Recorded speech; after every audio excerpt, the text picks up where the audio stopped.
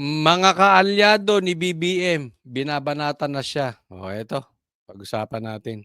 With due respect sa ating Senate President, no? So, ang tanong ko dito, sino ba yung pinoproteksyonan mo sa ganyang Nakstawa naman yung nasa likod, oh.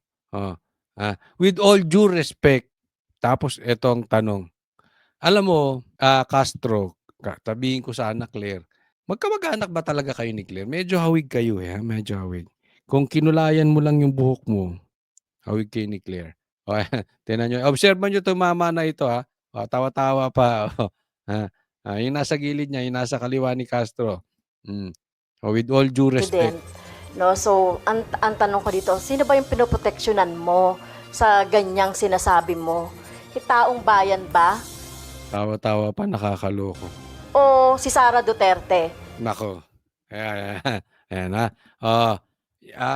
Chis Escudero, hindi na nahiya, binabanatan ka ng ganitong pagmumukha, hindi niya ata alam ang ganda-ganda ng asawa mo. Tapos yan lang ang babanat sa'yo, pambihira. Ay, nakakahiya, pambihira. Sige. Hindi, alam nyo kung bakit? Hindi sa pinagtatanggol ko si Chis Escudero, ha? Pero ang layo naman ng kalidad nitong si Castro sa kanya. Tapos babanatan siya.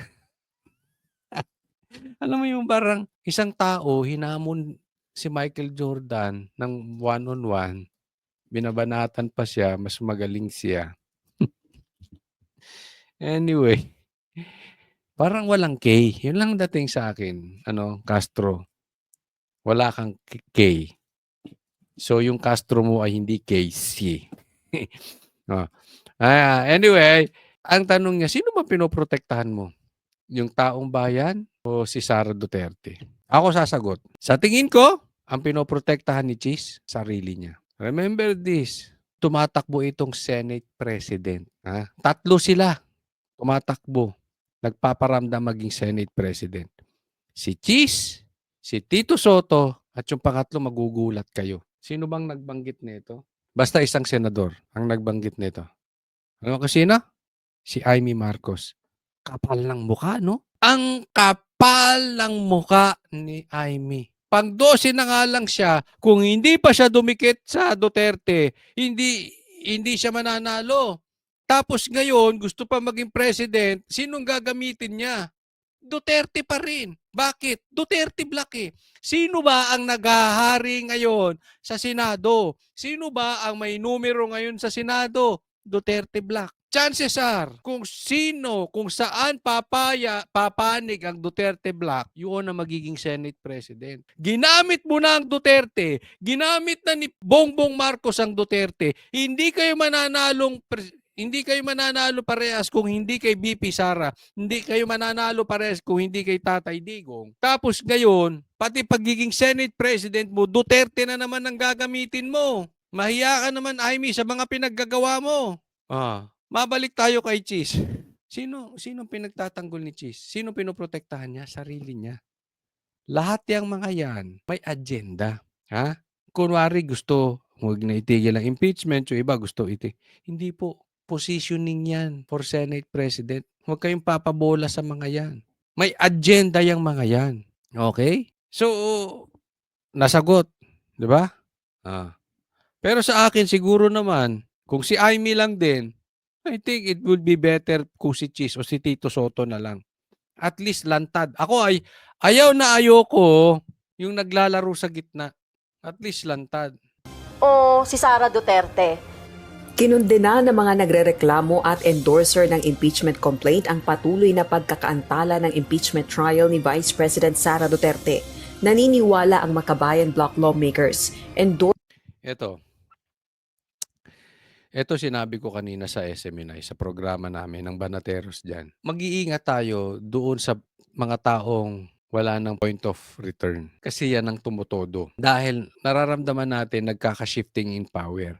Yung mga balimbing, babalik yan sa Duterte ulit. Isa-isa yang babalik ulit sa Duterte. Okay? Pero yung mga nabaon na, the likes of Claire Castro, ito sino to?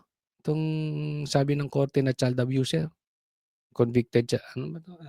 Franz Castro. Franz Castro. Si Korte nagsabi nun na convicted child abuser. Franz Castro, si Torre, si Tamba, yan yung mga hindi na makakabalik sa Duterte. So anong gagawin yan? They are very dangerous. They could be a loose cannon. Babakbak yan dire-diretso. Kasi wala eh. Wala na silang pupuntahan. They will all do their best hindi makaupo ang Duterte. Kaya nga kahit kainin nila yung suka nila, sila, kakainin nila para lang magsama-sama silang hindi makaupo ang Duterte. Because they know Sara is getting stronger and stronger and stronger in ally. Endorser sa ikalawang impeachment complaint at kabilang din sa mga lumagda sa articles of impeachment na inihain. Nagdadahilan na lang ang Senado para mabinbin ang proseso ng impeachment. Tanong tuloy nila, sino ba ang pinoprotektahan? Si VP Sara, ang pansariling interes o ang taong bayan? Well, something fishy. No? Huwag ka na nag-i-English, Franz Castro. Hindi talaga bagay sa'yo. Alam mo, may mga tao na kahit... eto kasi alam naman natin yung mga kongresista o mga dating naging kongresista na natalo, talaga namang magagarang bag na ano. Alam mo, kahit pagsuotin ka ng magagarang bag at magdamit ka ng magagarang damit, mga signature, kahit mag-Rolex ka pa, at kahit na magpabango ka ng mababangong signature perfume, at kahit ikaw ay bumaba sa Ferrari at mag-i-English ka, yang ganyan mo, you cannot buy class. Kung ang pagiging class ay isang class, you're out of class. So, wag mo nang pilitin. Wag ka na mag-English. Yung mga, with all due respect, something fishy, hindi. Alam mo saan ka bagay? Totoo lang. I mean, I'm not insulting you. Sa bundok. Sa bundok ka at bagay. Doon, marami kang makakausap na bata. Marami kang mabibitbit doon. Pero yung mga paganyan-ganyan, hindi. Todo mo na yan kasi talo ka eh. Di ba? Talo ka. So, paglipat ng 20th Congress, ganito ka na. Punta ka na doon. Gumagante, may pinoproteksyonan talaga sa nangyayaring yan. At nakikita natin na paghahanda na ito doon sa mga gusto nilang mga position ba o sa 2028, etc. Kaya unahin nyo naman for the first time ang taong bayan. At wag ang linis mo. Unahin nyo naman for the first time. Kasi kami, inuuna namin ang taong bayan. yung mga personal na mga interest nyo. Giit din ng mga ito, pangunahing hadlang sa impeachment proceedings si Pangulong Ferdinand Marcos Jr. Sa gitna ito ng pahayag sa publiko ni PBBM na ayaw niya sa isinusulong na impeachment laban kay VP Sara. Para sa mga senador at sa presidente na humaharang sa impeachment trial, Naksig, isa ka pa naman!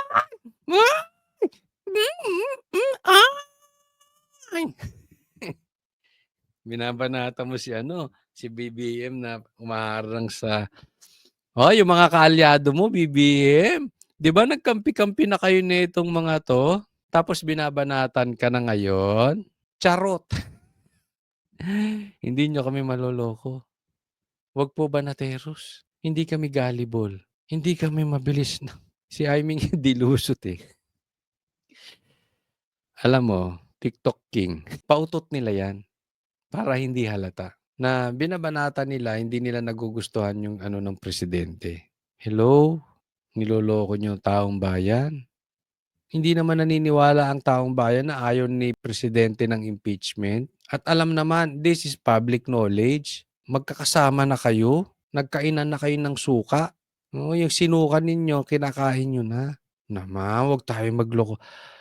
Kayo-kayo yan, tsaka si Trillanes, di ba?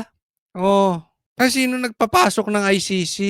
Eto mga to. Alam nyo, meron na talagang umiiwan kay Marcos. Naniniwala ako dyan. May shifting of powers na talaga. Na talagang binabanatan na patalikod si Marcos. May mga nakakausap na nga ako eh. Ayaw palang lumantad. Pero itong mga tong babanat kay Marcos, fake yan. Sa TV lang yan. Huwag kayo maniniwala dyan sa mga ganyan-ganyan. Para kunwari lang na talagang you read between the lines. pa-effect lang nila yan na kunwari wala talagang kamay si BBM sa impeachment ni Sara. Maliit na bagay lang ba ang 612.5 million na Maliit! Yung 612 million ba yon na confidential funds? Bilyon ng confidential funds ni Marcos. Tanga ka ba? Hindi mo alam? Hindi kita minumura. Ang tanga is stupid. Are you stupid? Raul Manuel, hindi mo alam? Mas malaki ang confidential funds ni presidente nyo? Huwag nyo nga niloloko yung tao na kunwari binabanatan nyo pa si Marcos. confidential funds? Nasanay na ba sila sa korupsyon? Kaya parang wala lang sa kanila ang maraming lumabas na ebidensya ng paglustay ng impeached Vice President sa pera ng bayan. Si Akbayan Party List Representative Percy Sandanya naman may patutsada rin kay Senate President Francis Escudero. Kasunod ito ng pagpapaliban sa presentation ng Articles of Impeachment mula June 2 sa June. Mga akbayan ang iingay, no? Hoy, Aimee, ikaw failure. You are a failure, Aimee. Hindi mo pa rin ma-call out yung kapatid mo sa kapalpakan niya. Yan sa pagtanggi niya na i-rehab. Wala ka, Aimee. Ginamit nyo lang ang Duterte na naman. 11. The public wants a trial. Even the impeached Vice President herself has signaled a willingness para harapin ito. So anong pumipigil sa Senado? Natatakot ba ang liderato kay Sara? Every day of delay sends the message that the Senate leadership is either afraid of Vice President Sara Duterte or worse, actively protecting her. Di mo alam kung anong katotohanan? Kaya nga ang tanong natin, natatakot ba kayo kay Sara Duterte o pinoprotektahan niyo siya? 3 beses mo nang inulit yung tanong mo, paulit-ulit ka, ulit-ulit. Isa pa, ulitin mo ulit. Isa pa. Tugon naman ni Senate President Escudero. Ginagawa namin kung ano ang trabaho namin.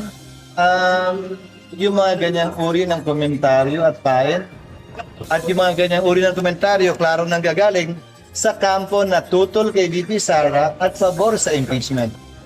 Samantala, kinontra naman ni human rights lawyer, Bayan Muna Chairperson Nery Colmenares ang Yan posisyon naman sila human rights.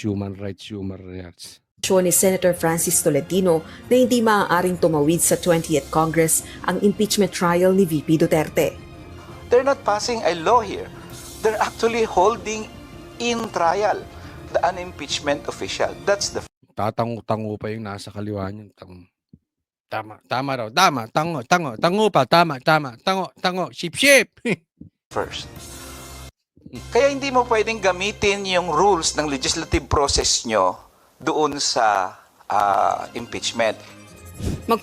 Sige lang ang tango nung isa eh. Patuloy ang pagkilos ng mga grupong ito upang kalampagin ang Senado na ipagpatuloy ang impeachment proceedings laban kay VP Sara. Rosa Licoz, UNTV News and Rescue. Alam mo, nagiging usapin nila dito kasi hindi po matatapos yung impeachment talaga. Tapos, magtatapos na po yung 19th Congress. So, magpapalit na ng mga kongresista, magpapalit na rin yung 12 senador. No? So, ang ano ba dito, yung constitutionality ng from 19th Congress na impeachment, pwede bang ituloy sa 20th Congress? May nagsasabi hindi ito pwedeng matuloy.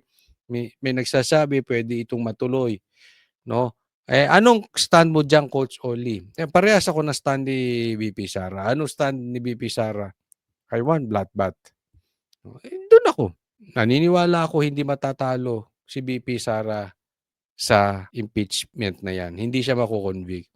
Kaya ituloy na lang yan para wala na tayong utang na loob at hindi sasabihin ay pinigilan yung hustisya. Kasi gusto ko silang pagtawanan isa-isa pag hindi na-convict si VP Sara. And I'm sure hindi siya makukonvict. Wala silang numero.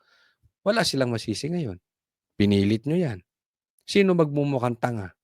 Itong mga to.